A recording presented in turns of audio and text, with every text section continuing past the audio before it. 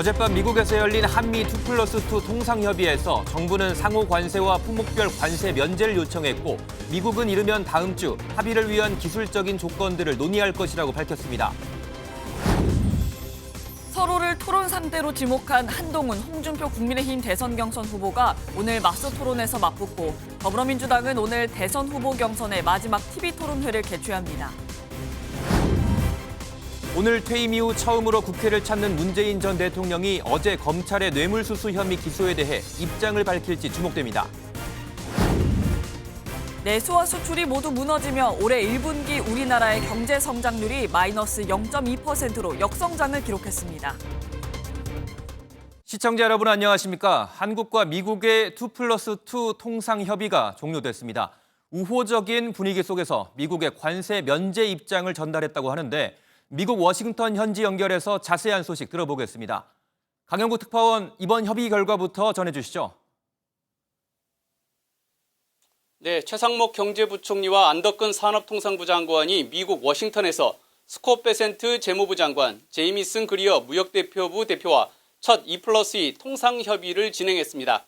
이번 협의에서는 관세 문제와 비관세 장벽 문제, 그리고 경제안보와 양국의 투자협력, 환율 정책 등 4가지 분야가 중점적으로 논의됐습니다.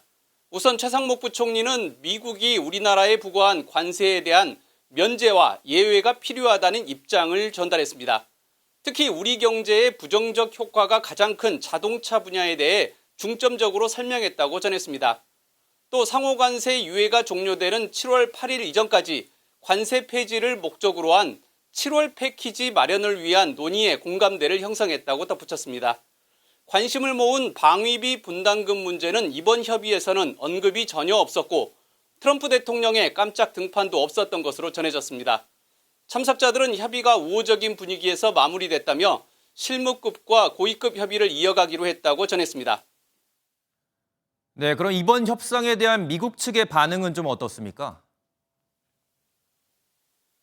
네, 미국은 협상 분위기를 일단 긍정적으로 평가했습니다. 협상에 직접 참여한 베센트 재무장관은 백악관 회의에서 한국과 매우 성공적인 회의를 가졌다고 트럼프 대통령에게 보고했고 예상보다 빠르게 협상이 진행 중이며 이르면 다음 주 양해 합의와 기술 조건 논의도 가능하다고 말했습니다.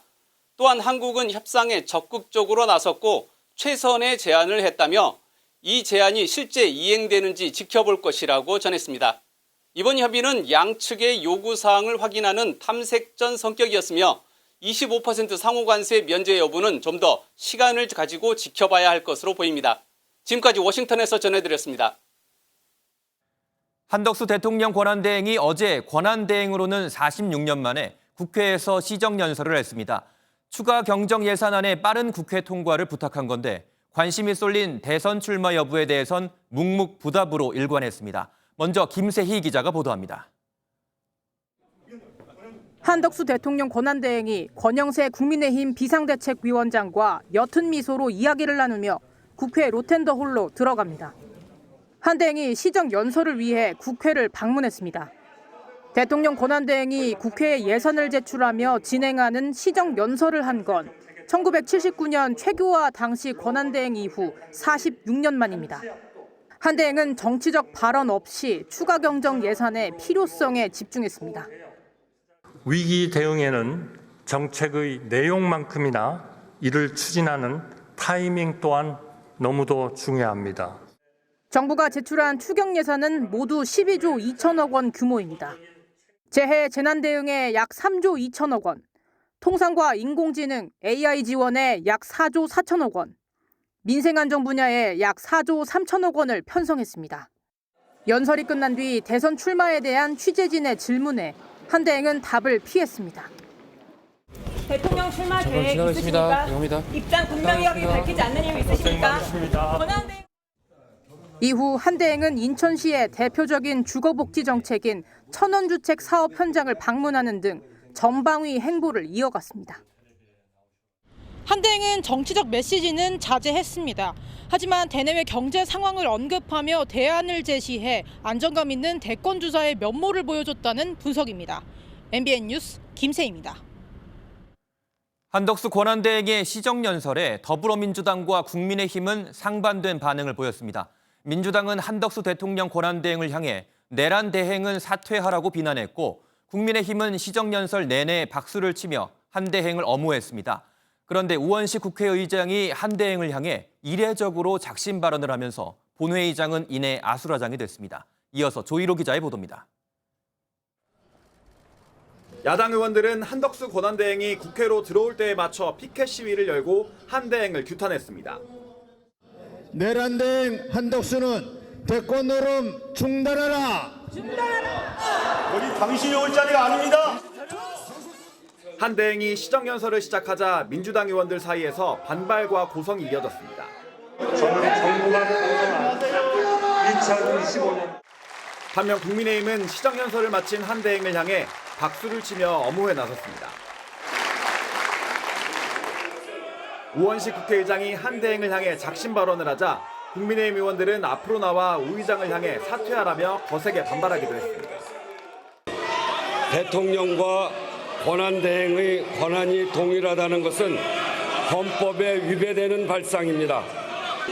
파면당한 대통령을 보좌한 국무총리로서 권한대행으로서 책임을 크게 느껴도 부족한 때입니다. 민주당은 한 대행을 향해 불출마 선언을 하라고 요구했고 국민의힘은 민주당의 공격이 지나치다고 지적했습니다. 제2차 내란이자 윤석열을 부활시키려는 두 번째 친이 쿠데타의 다름 아닙니다.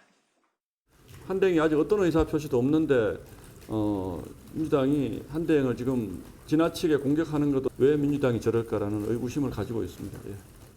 고성과 비난 속에 시정연설이 끝난 가운데 시급한 추경은 규모를 두고 평행선을 달리고 있어 실제 통과까지는 난항이 예상됩니다. MBN 뉴스 조희로입니다. 차기 대통령 적합도 여론조사에서 이재명 더불어민주당 예비후보가 40%를 처음으로 넘기며 1위를 이어갔습니다. 특히 국민의힘 후보들과 개혁신당 이준석 후보가 포함된 가상 3자 대결에서도 어떤 후보와 맞붙든 압도적인 지지율 격차를 보였습니다. 장가희 기자입니다. NBS 여론조사에서 이재명 민주당 예비후보가 40%가 넘는 차기 대통령 선호도를 기록했습니다. 지난주 조사와 비교해 2%포인트 오른 수치로 해당 조사에서 이 후보가 40%의 지지율을 넘긴 건 처음입니다. 이 후보의 뒤를 이어 홍준표, 김문수 국민의힘 예비후보가 10%, 한동훈 예비후보는 8%의 지지를 얻었습니다. 이재명 후보와 이준석 개혁신당 후보를 고정한 채 국민의힘 대선 후보 4명을 바꾸며 진행한 가상 3자 대결에서도 이 후보는 대진표와 상관없이 독주를 이어갔습니다. 우선 김문수 후보를 넣은 3자 대결에선 이 후보가 46%, 김 후보가 25%로 21%포인트 차를 보였습니다. 홍준표 후보의 경우에는 19%포인트, 한동훈 후보 24%포인트, 안철수 후보와는 29%포인트의 격차를 기록했습니다. 조건에 상관없이 이 후보는 40%대 중반 지지율을 기록한 가운데 이준석 후보는 10% 내 지지율을 보였습니다. 각 당 지지층을 대상으로 할 경우 민주당에선 이재명 후보 지지율이 93%, 국민의힘은 김문수 후보가 28%로 1위였습니다. 정당 지지율에서는 민주당이 38%, 국민의힘이 35%, 조국혁신당 5%, 개혁신당은 2%로 나타난 가운데 이번 조사에서는 출마설이 끊이지 않는 한덕수 대행은 대상에 포함되지 않았습니다. MBN 뉴스 장가입니다. 내일 있을 호남권 경선을 앞두고 더불어민주당 대선 주자들은 일제히 당의 뿌리인 호남을 찾았습니다. 이재명 후보는 전남 전북에 각각 국립의대를 설립하겠다고 약속했고 2위 경쟁 중인 김경수, 김동연 후보도 지역의 수건사업 해결을 공약으로 내세웠습니다. 후보자들은 오늘 밤 세 번째이자 마지막 TV 토론에 나섭니다. 이승민 기자입니다. 4개 권역 순회 경선 중 유일하게 당일이 아닌 1박 2일 일정으로 호남을 찾은 이재명 예비후보는 텃밭 표심 잡기에 공을 들였습니다. 앞서 제시한 공공의대 공약과 관련해 전남과 전북에 각각 국립의대를 설립하겠다고 약속했습니다. 또 불균형 발전의 피해 지역인 호남을 제대로 발전시키겠다면서 에너지 고속도로 건설을 통해 재생에너지 중심지로 만들겠다고 강조했습니다. 아리백 산단이나 또 필요한 기반 시설들을 충분히 갖추어서 지방 균형 발전의 기회로 삼는 것이 필요합니다. 호남 사위를 강조하고 있는 김경수 예비후보는 광주와 목포를 찾아 접촉면을 넓히며 호남 띄우기에 주력했습니다. 호남의 사위가 사위 몫을 톡톡히 하도록 하겠습니다. 김동연 예비후보는 이 후보와 비슷하게 전남권 국립의대 설립과 함께 전 남북을 아우르는 서해안 신재생 에너지 벨트를 구축하겠다는 구상을 밝혔습니다. 전북을 에코산업 메카로 만들고 싶습니다. 새만금 핵심 인프라 차질 없이 추진하도록 하겠습니다. 앞선 지역 경선에서 압도적 지지를 얻은 이재명 예비후보와 반전을 노리는 양김 후보가 일제히 호남 구애에 주력한 가운데 민주당 텃밭 민심이 어디로 향할지 주목됩니다. MBN 뉴스 이승민입니다. 이재명 후보가 공공의대 설립을 공약으로 제시하면서 논란도 커지고 있습니다. 과거 정부에서 추진하다가 의사들의 반발로 무산된 바가 있기 때문인데요. 의료계는 실효성에 우려를 제기하고 있습니다. 최은미 기자입니다. 쏟아지던 비에도 아랑곳 없이 공공의대 설립 반대에 나섰던 의사들. 코로나 위기 와중에 집단 행동 움직임까지 보이자 결국 정부는 추진을 중단하겠다는 합의문까지 써줘야 했습니다. 그런데 5년이 지난 지금 이재명 더불어민주당 대선 경선 후보가 또다시 공공의대를 들고 나왔습니다. 이 후보 측은 공공의대를 설립하면 지역 필수 의료 기피 현상을 해결할 수 있을 거라고 보고 있습니다. 처음부터 해당 분야에서 일할 의사를 배출할 수 있기 때문입니다. 교육비를 전액 지원하되 졸업 후 일정 기간 동안 지역 공공병원이나 군병원, 보건소 등에서 의무 복무하도록 하는 방식입니다. 의사 1만 명을 늘려도 서울을 비롯한 대도시의 피부과, 안과, 성형외과 등 소위 인기과에 집중된다면 헛다리만 짚는 꼴이 됩니다. 그러나 의사들은 여전히 부정적입니다. 공공의대 정원만큼 의사 수가 늘어나는 데다 의무 복무 기간이 끝나면 결국 인기과 인기지역으로 쏠릴 게 뻔하다는 겁니다. 의사협회도 이전에 추진했던 내용과 다르지 않다며 일축했습니다. 한 10년 전에 공약과 크게 다르지 않다. 민주당이 아직 다듬어지지 않은 공약이기 때문에 저희가 공식적으로 그걸 비판하거나 얘기하지는 않는다. 공공의대가 설립된다고 해도 실제 의사가 배출되기까지는 10년 가까이 걸리는 만큼 당장 시급한 문제를 해결할 수는 없다는 지적도 제기됩니다. MBN 뉴스 최은미입니다. 국민의힘 대선 경선 후보들은 첫 1대1 맞수 토론에서 치열한 설전을 벌였습니다. 특히 윤 전 대통령 탄핵 책임을 두고 이른바 배신자 논란이 뜨거웠는데요. 오늘은 서로를 지명한 한동훈 후보와 홍준표 후보가 맞붙을 예정입니다. 정태진 기자가 보도합니다. 김문수, 한동훈 예비후보가 손을 맞잡은 것도 잠시. 곧바로 김문수 후보는 한동훈은 배신자라며 배신자 프레임으로 포문을 열었습니다. 윤석열 대통령이 정말 긴밀해서 눈에 넣어도 아프지 않은 후배다. 이거 대통령을 탄핵하고 내란이다고 이렇게 단정하고 이런 것이야말로 이재명과 다를 게 뭐 있느냐.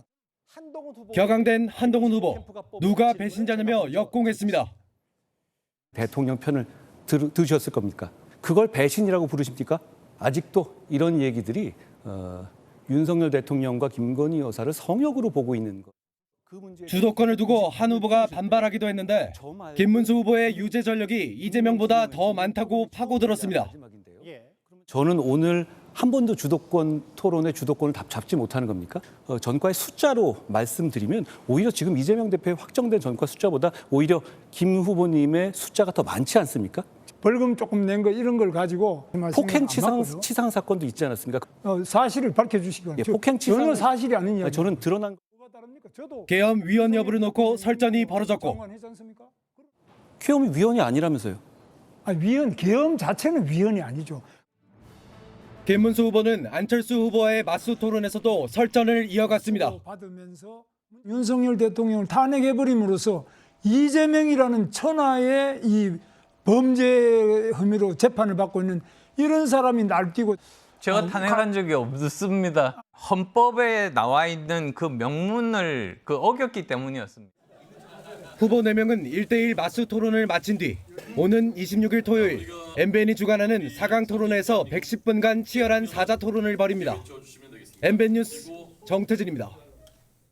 이재명 더불어민주당 예비후보의 공직선거법 사건에 대해 어제 대법원 전원합의체가 두 번째 기일을 열었습니다. 지난 22일 첫 기일 이후 단 이틀 만인데요. 빠른 속도로 진행되고 있는 심리 절차인데 그 결과가 언제 어떻게 나올지 관심이 커지고 있습니다. 현지호 기자가 보도합니다. 대법원 전원합의체가 이재명 더불어민주당 대선 예비후보의 공직선거법 사건에 대한 2차 기일을 열었습니다. 조희대 대법원장이 직권으로 전원합의체에 사건을 회부한 당일 바로 첫 기일을 연 뒤 이틀 만입니다. 아침 출근길 조 대법원장은 평소와 다름없는 모습으로 아무 말 없이 청사로 들어갔습니다.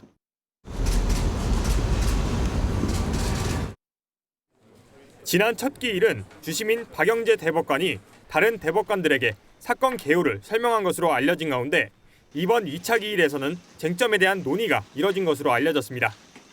보통 한 달에 한 차례 열리는 전원합의 기일이 회부 직후 사흘 만에 두 차례나 열리는 건 이례적입니다. 법조계에서는 이 후보 사건을 되도록 빨리 처리하겠다는 대법원장의 의지가 드러났다는 해석이 많습니다. 전원합의체 사건의 경우 합의 기일 전 재판연구관이 사전 검토한 내용을 대법관에게 보고하는 과정을 거치는 만큼 2차 기일에 앞서 사건에 대한 검토는 이미 끝났을 수도 있습니다. 6월 대선 전 결론이 나올 가능성이 큰 상황인데 빠르면 대선 후보 등록 기간인 다음 달 10일 전까지 결론이 날 수 있다는 관측도 나옵니다. 이 후보의 혐의를 모두 무죄로 판단한 2심 결정을 대법원이 뒤집을지 아니면 그대로 확정할지 이목이 집중되고 있습니다. MBN 뉴스 현지호입니다. 이례적으로 빠른 대법원의 재판 진행 속도에 이재명 예비후보와 민주당 모두 촉각을 곤두세우고 있습니다. 2심과 같이 무죄로 결론 난다면 이 후보는 사실상 대권의 날개를 달겠지만 반대의 결과가 나온다면 판세는 누구도 짐작하기 어려워집니다. 대법원을 향한 민주당의 압박도 이어지고 있는데 이에 대해 국민의힘은 사법부 겁박이라고 맞섰습니다. 표선우 기자가 보도합니다. 민주당은 대법원의 이례적인 상고심 심리 속도에 의도가 담긴 것이 아니냐고 의심하고 있습니다. 유력 대권주자인 이재명 예비후보의 출마를 막으려는 것이 아니냐는 우려입니다. 정치적 사건에 대해서 자의적 해석을 통해서 사법의 정처를 모색한다면 혹시 모를 그것은 많은 국민의 지탄을 받을 수 없다는 점을 명확히 밝히겠습니다. 당 의원총회에서는 대법원의 상식을 기대해서는 안 된다는 우려와 함께 대법원을 겨냥해 오해의 소지를 직접 풀어야 한다는 지적이 나왔습니다. 다만 법률가 출신 한 민주당 의원은 MBN에 재판 진행 속도로 볼 때 이미 정해진 방침이 있는 것 같다면서 무죄 확정을 예상한다는 기대감을 내비치기도 했습니다. 국민의힘은 민주당의 움직임이 판결을 두려워 사법부를 겁박하는 것이라고 맞섰습니다. 진심으로 이재명 피고인의 무죄를 믿는다면 신속한 재판을 쌍수를 들어 환영하는 것이 마땅한 처사 아닙니까? 그런데 무엇이 캥겨서 대법원을 이렇게 치졸하게 압박하는 겁니까? 민주당은 사법부에 대한 직접적인 압박은 삼간다는 방침인데 친명계 의원들은 관련 토론회를 열고 대법원이 정치적 외풍에 흔들려선 안 된다며 측면 지원에 나섰습니다. MBN 뉴스 표선우입니다. 검찰이 문재인 전 대통령을 뇌물수수 혐의로 불구속 기소했습니다. 문 전 대통령의 딸 다혜 씨의 전 사위가 항공사에 취업하면서 지원하던 생활비를 중단했는데 딸 부부가 회사로부터 받은 급여와 주거비 약 2억여 원이 문 전 대통령이 간접적으로 받은 뇌물이라는 판단입니다. 재판은 서울중앙지방법원에서 이뤄질 예정입니다. 강세훈 기자가 보도합니다. 검찰이 문재인 전 대통령을 재판에 넘겼습니다.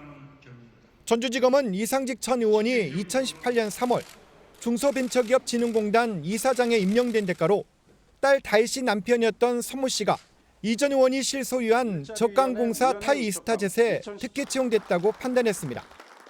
이후 서 씨가 채용되면서 1년 7개월간 급여와 주거비 등으로 2억 1,700만 원을 받았는데 검찰은 이 돈을 이 전 의원이 문 전 대통령에게 건넨 뇌물로 본 겁니다. 검찰은 문 전 대통령에게 소환 조사를 통보했고 서면 조사도 시도했지만 응하지 않았다며 확보한 증거를 토대로 기소했다고 설명했습니다. 검찰은 또 딸과 서 씨가 태국 이주 과정에서 청와대가 관여한 사실도 확인했다고 밝혔습니다. 이사장 인사 문제는 여느 대통령 임명직 인사와 똑같은 절차를 통해서 이루어졌을 뿐입니다. 검찰은 문 전 대통령과 이상직 전 의원만 기소하고 딸 다혜 씨와 서 씨는 불기소 처분해 기소권을 절제했다고 주장했습니다. 전주지검이 공소를 서울중앙지법에 제기하면서 문 전 대통령에 대한 재판은 서울에서 이루어질 예정입니다. MBN 뉴스 강세훈입니다. 검찰은 문재인 전 대통령이 직접 돈을 받은 사실이 없는데도 뇌물 혐의를 적용했습니다. 이명박, 박근혜 전 대통령 판례를 근거로 대통령이 가진 영향력만으로도 대가 관계가 형성될 수 있다는 건데요. 검찰의 판단의 근거와 배경을 최희지 기자가 설명해 드립니다. 문재인 전 대통령이 기소된 사건의 실질적 수혜자는 특혜 채용으로 경제적 이익을 얻은 문 전 대통령의 전 사위 서모 씨입니다. 다시 말해 문재인 전 대통령이 직접 금전이나 현물을 받은 사실은 확인되지 않은 겁니다. 하지만 검찰은 박근혜, 이명박 전 대통령 사건의 대법원 판례를 근거로 문 전 대통령을 기소할 수 있다고 봤습니다. 박 전 대통령 사건 당시에도 뇌물수수로 징역 20년 등의 형을 받았지만 실제로 돈을 받은 건 별도의 재단이었습니다. 당시 법원은 대통령의 영향력이 미치는 직무 범위에 속하고 그와 관련돼 돈이 전달됐다며 뇌물죄가 성립될 수 있다고 인정했습니다. 최소원에게 속았다거나 자신의 의사와 무관하게 비서실장이나 수석비서관 등이 행한 일이라고 주장하는 등 납득하기 어려운 변명으로 서모 씨의 특혜 채용 이후 이상직 전 의원이 중소벤처기업진흥공단 이사장에 임명되는 등의 정황을 대가 관계로 본 건 이 전 대통령의 판례를 참고할 수 있습니다. 이 전 대통령 사건 당시에도 뇌물을 준 사람이 구체적인 대가를 요구하지 않더라도 대통령이 영향력을 행사할 수 있다면 대가 관계가 형성될 수 있다고 봤습니다. 이 같은 판례를 근거로 검찰은 문 전 대통령도 직접 금전을 받진 않았지만 대통령이라는 직무의 막강한 영향력을 고려하면 뇌물죄를 적용할 수 있다고 판단했습니다. MBN 뉴스 최희지입니다. 문재인 전 대통령에 대한 검찰 기소에 진보 진영은 일제히 반발했습니다. 짜맞춘 벼락 기소라며 탄핵에 대한 보복성 기소라고 비판했는데요. 오늘 문 전 대통령이 퇴임 이후 처음으로 국회를 찾는 만큼 관련 입장을 직접 밝힐 것인지 관심이 쏠리고 있습니다. 김도형 기자입니다. 문재인 전 대통령은 오늘 오후 국회에서 열리는 4.27 판문점 선언 기념식에 참석할 예정입니다. 문 전 대통령이 공개 일정으로 서울을 찾는 건 2023년 이후 2년 만입니다. 이 자리에서 검찰 수사에 대한 입장도 내놓을 것이란 예측이 나오고 있습니다. 앞서 문 전 대통령 측은 검찰의 뇌물죄 기소 직후 짜맞춰 놓은 가공의 사실에 기반한 위법한 벼락 기소라고 비판했습니다. 더불어민주당도 지원 사격에 나섰습니다. 대한민국 검찰이 정치화되면서 어느 순간부터 창작 소설가로 바뀌었습니다. 이제 소설 쓰는 거는 소설가들에게 맡기고 검찰은 적확한 증거에 의해서 판단하는 그런 시스템으로 되돌아가야 되겠습니다. 전 정권 정치탄압대책위원회도 정치적 목적이 있는 검찰 기소라고 주장했습니다. 문재인 전 대통령께서 아래 취지로 말씀을 해 주셨습니다. 윤석열 전 대통령 기소와 탄핵에 대한 보복성 기소라 하지 않을 수 없다. 조국 혁신당도 정상적 급여를 뇌물로 둔갑시켜 날치기 기소했다며 검찰 행태를 꼬집었습니다. 반면 국민의힘은 문 전 대통령을 향해 청와대를 사조직처럼 부리며 불법적인 특혜를 제공하겠다며 법의 심판을 겸허히 받아들일 것을 촉구한다고 밝혔습니다. MBN 뉴스 김도형입니다. 법원이 지난달 경북 의성 산불을 유발한 혐의를 받고 있는 피의자 2명에 대한 구속영장을 모두 기각했습니다.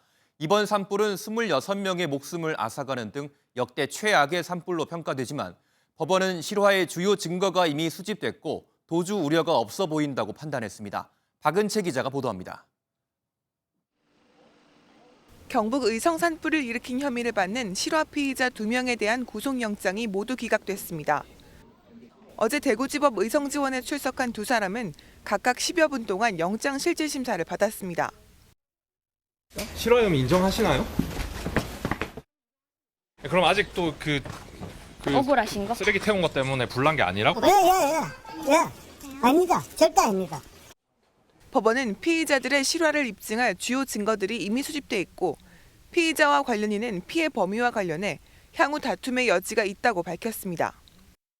또 제출된 수사 기록만으로는 주거 부정, 도망 및 증거인멸 염려에 대한 소명이 부족한 점 등을 종합해 현 단계에서 구속의 사유와 필요성을 인정하기 어렵다고 덧붙였습니다.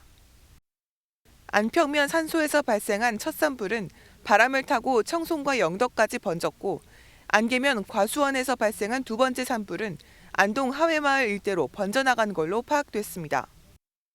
이 산불로 26명이 목숨을 잃었고 3,000명이 넘는 이재민이 아직도 대피소 생활을 하고 있습니다. 경찰은 구속영장 기각에 따라 불구속 상태에서 수사를 진행한 뒤 산림보호법 위반 혐의를 적용해 두 사람을 검찰에 송치하겠다고 밝혔습니다. MBN 뉴스 박은채입니다. 음주 뺑소니 혐의로 1심에서 징역 2년 6개월의 실형을 선고받은 트로트 가수 김호중 씨에 대한 2심 판결이 오늘 선고됩니다. 앞서 재판부에 반성문 100장을 냈던 김 씨는 어제까지 반성문을 30장 넘게 추가로 제출한 것으로 확인됐습니다. 보도에 심동욱 기자입니다. 음주 뺑소니 혐의로 재판에 넘겨진 가수 김호중 씨에 대한 항소심 선고가 오늘 오후 서울중앙지법에서 진행됩니다.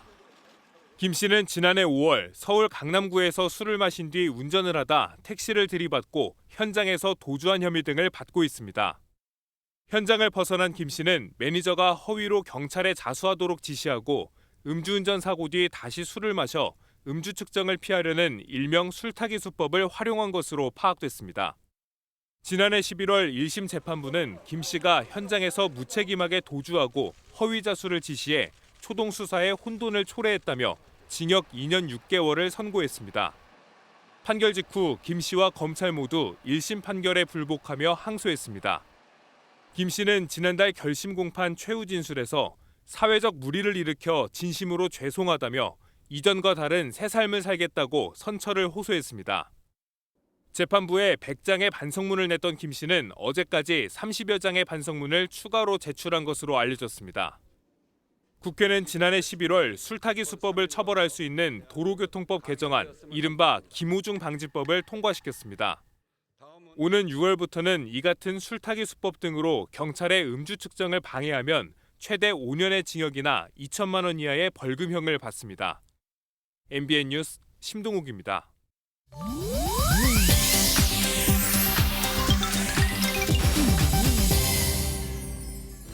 인터넷에 화제가 되고 있는 소식을 모아 전해드리는 인터넷 와글와글입니다.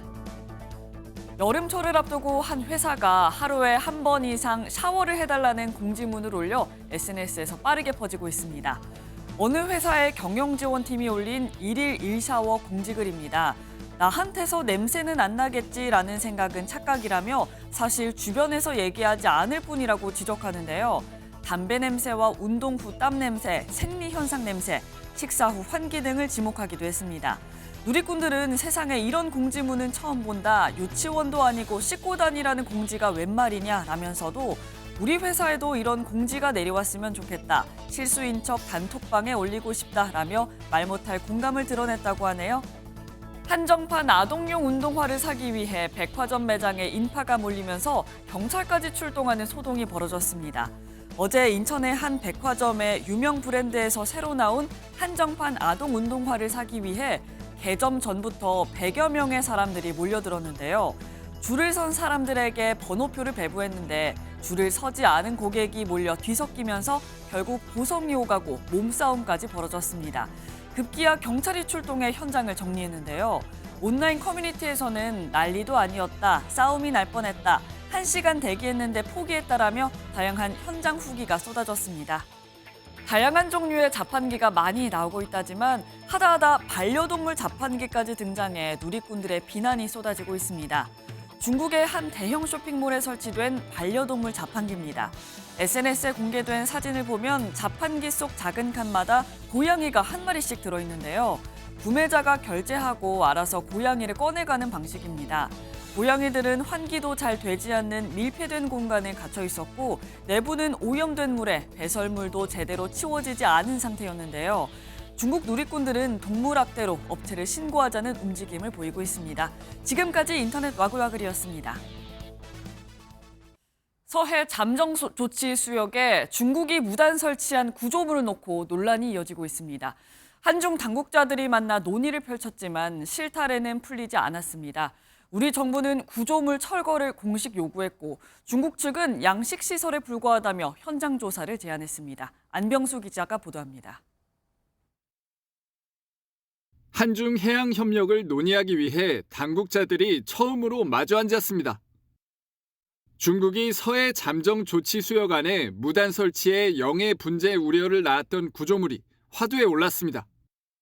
우리 정부는 유감 표명과 함께 이 구조물을 수역 밖으로 이동하라고 요구했습니다. 서해상 중측 구조물에 대한 정부의 깊은 우려를 전달하고 우리의 정당하고 합법적인 해양 권익이 침해되어서는 안 된다는 입장을 중국은 해당 구조물이 민간 양식 시설일 뿐이고 한국이 원한다면 현장 방문을 주선하겠다고 제안한 걸로 알려졌습니다.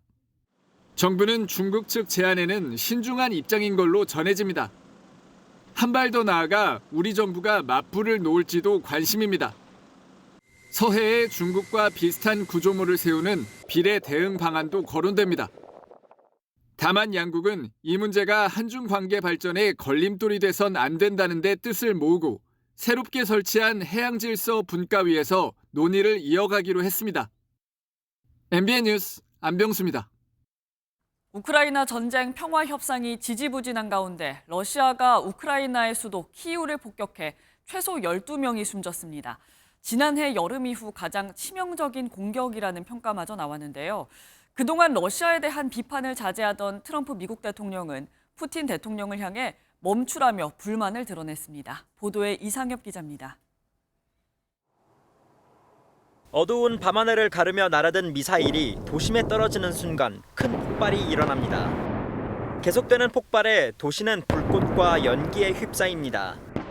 우크라이나 정부는 러시아가 드론과 미사일로 키이우를 폭격해 최소 12명이 숨지고 90여 명이 다쳤다고 밝혔습니다.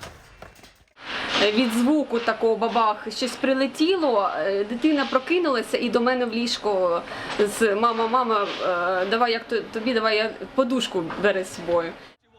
이번 공습에서는 북한산 단거리 탄도미사일인 KN-23도 사용된 것으로 알려졌습니다.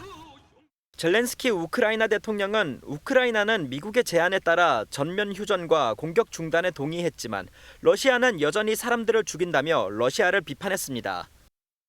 러시아에 대한 비판을 자제해왔던 트럼프 대통령도 자신의 SNS에 러시아의 키이우 폭격이 마음에 안 듭니다. 멈추십시오 푸틴이라는 글을 올렸습니다. 트럼프 대통령은 수많은 젊은이의 목숨을 살리기 위해서라도 두 나라가 협상에 참여하길 바란다며 애둘러 압박에 나섰습니다. So we have a deadline, and after that we're going to have a very much different attitude. 스티브 위트코프 백악관 중동 특사가 오늘 푸틴 러시아 대통령과 종전 방안을 논의할 예정인 가운데 지지부진했던 종전 논의가 진전될 수 있을지 관심이 쏠립니다.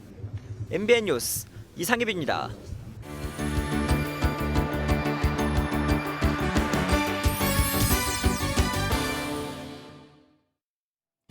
굿모닝 월드입니다. 매년 4월 22일은 환경 문제에 대해 생각해보는 지구의 날인데요. 이날을 기념해 오늘은 지구 곳곳을 한번 살펴보려고 합니다. 먼저 바닷속으로 가볼까요? 바닷속을 헤엄치는 거북이 2마리 아래로 산호초가 펼쳐져 있습니다. 산호초 곳곳을 살펴보니 색이 하얀데요. 실은 해수 온도가 높아지면서 색이 변한 거라고요. 단순히 색만 변하는 게 아니라 질병에 취약해져 결국 죽게 될 수도 있다는데요. 현재 전 세계 산호초의 84%가 이런 백화 현상을 보이고 있다고 합니다. 산호를 보존하기 위한 노력도 진행되고 있지만 결국 기후변화의 근본 원인을 해결할 필요가 있겠네요. 브라질의 바닷가에는 두더지개라는 귀여운 생물이 살고 있습니다. 그런데 최근 들어 그 모습을 보기가 좀 어려워졌다는데요. 이유가 뭘까요? 브라질의 한 해변, 연구원들이 모래를 파서 그물 안에 담고 있습니다. 두더지개 여러 마리가 잡혔는데요. 이름과 달리 진짜 개는 아니고요. 갑각류의 한 종류로 모래벼룩이라고도 불립니다. 원래 브라질 해변에서 흔히 볼 수 있었지만 최근 개체수가 급격히 감소했다는데요. 연구원들은 하수와 생활 폐수의 유입이 서식지에 영향을 미친 걸로 분석하고 있습니다. 그러면서 재활용을 위한 분리수거처럼 누구나 할 수 있는 간단한 일이 큰 도움이 된다고 강조했다네요. 그렇다면 우리가 바라는 지구의 모습은 어떨까요? 어린 학생들의 상상력으로 채워진 아름다운 지구의 모습이 라스베이거스 한복판에 구현됐다는데요. 화면으로 감상해 보시죠. 미국 라스베이거스 도심 한가운데 새로운 지구가 모습을 드러냈습니다. 푸른 하늘 아래 기린과 얼룩말이 모여 있고 바다에선 돌고래 한 마리가 헤엄칩니다. 싱긋 웃는 표정의 지구와 우리 모두의 손길이 필요하다는 문구와 함께 수많은 손바닥으로 채워진 지구 등 서로 다른 8개의 지구가 어둠을 밝혔는데요. 지구의 날을 맞아 라스베이거스의 대형 공연장인 스피어 외벽에 전시된 학생들의 작품입니다. 무려 10만 개의 후보작 중에서 선정돼 여름까지 전시될 예정이라는데요. 아이들의 바람처럼 건강한 지구로 되돌아갔으면 좋겠네요. 지금까지 굿모닝 월드였습니다. 올해 1분기 우리 경제 성장률이 3분기 만에 마이너스를 기록하며 역성장 수렁에 빠졌습니다. 내수는 물론 성장의 큰 축을 담당한 수출까지 감소하는 등 악재가 겹쳤습니다. 김태영 기자가 보도합니다. 지난 17일 한국은행 금융통화위원회가 기준금리를 동결하면서 이창용 총재는 이미 경제 성장률 위기를 경고했습니다. 정치적 불확실성이 생각보다 오래됐고 또 여러 기타 요인이 있어서 1, 4분기 성장률도 좀 상당폭 하향 조정될 가능성도 커서 경고는 현실화되며 올해 1분기 경제 성장률은 마이너스 0.2%로 지난 2월 예상치보다 무려 0.4%포인트 낮아졌습니다. 지난 2022년 4분기 마이너스 0.5% 이후 가장 낮은 성장률이자 3분기 만에 다시 역성장 늪에 빠진 겁니다. 금융위기나 코로나19 충격 때도 없었던 4개 분기 연속 0.1% 이하 성장률을 보이며 사실상 성장이 멈춘 건데 한은도 예상하지 못한 성적표였습니다.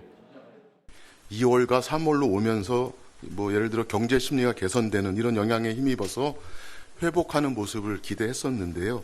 경제활동 회복이 예상에 미치지 못했습니다. 탄핵 정국과 미국 관세 정책으로 내수와 수출이 모두 안 좋았고 이례적인 대형 산불도 원인으로 지목됩니다.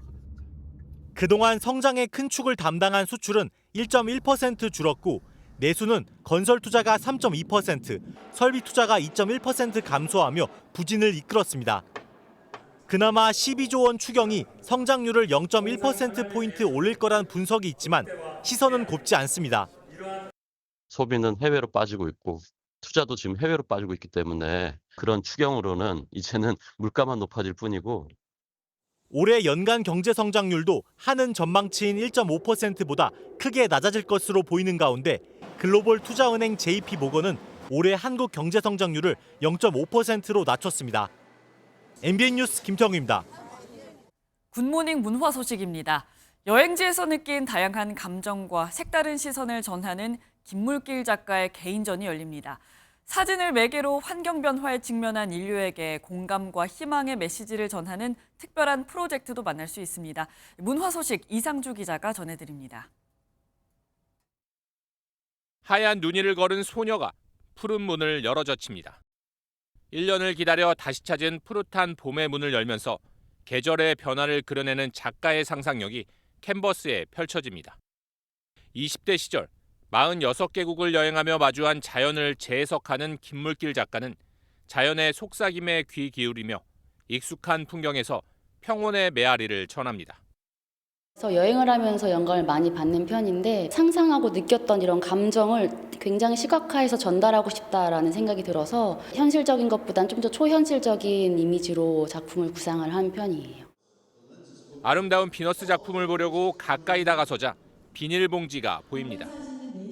작가는 인류가 10초에 수십만 개의 비닐봉지를 쓰고 있다는 사실을 지적하며 비닐봉지 24만 개로 모자이크 작품을 만들었습니다. 빙하가 녹는 아이슬란드와 설원이 소멸하는 시베리아의 툰드라, 벨기에와 미국 등 4명의 작가가 극한 지역과 태고의 신비를 간직한 대자연 등을 통해 기후위기의 심각성을 전합니다. 사라져가는 동물들의 생태계, 도시화, 쓰레기 문제, 열악하고 파괴적인 우리 기후 문제, 환경 문제를 국제적인 4명의 사진가의 작품으로 여러분들과 공감하고자 합니다. 우주를 파괴하려는 대개 실패에 분노한 가시별 대장이 가짜 번개맨을 만들어 사람들을 혼란에 빠뜨립니다. 어린이들의 영원한 슈퍼히어로 번개맨이 가정의 달을 맞아 더 흥미로운 번개맨 시즌2로 어린이 팬들을 만납니다. 아이들 눈높이에 맞는 공연으로 무한한 상상력과 감성은 물론 가족 간의 소중한 추억이 될 것으로 기대합니다. MBN 뉴스 이상주입니다. 창단 첫 선발 8연승을 달리며 내친 김에 20년 만에 팀 9연승에 도전한 독수리 군단 한화를 롯데 자이언츠가 막아섰습니다. 경기 초반 먼저 3점을 내주고도 포기하지 않는 끈기로 역전에 성공하며 진격에 거인다운 모습을 선보였습니다. 어제 프로야구 소식 신영빈 기자가 전해드립니다. 선발 8연승으로 상승 기류를 탄 독수리 군단의 초반 기세는 매서웠습니다. 괴물 류현진은 1회부터 스트라이크 존 가장 먼 곳에 공을 꽂는 송곳 제구력을 선보였고 불붙은 하나 타선도 롯데의 안경 에이스 박세웅을 공략하며 2회 초 석점을 뽑았습니다.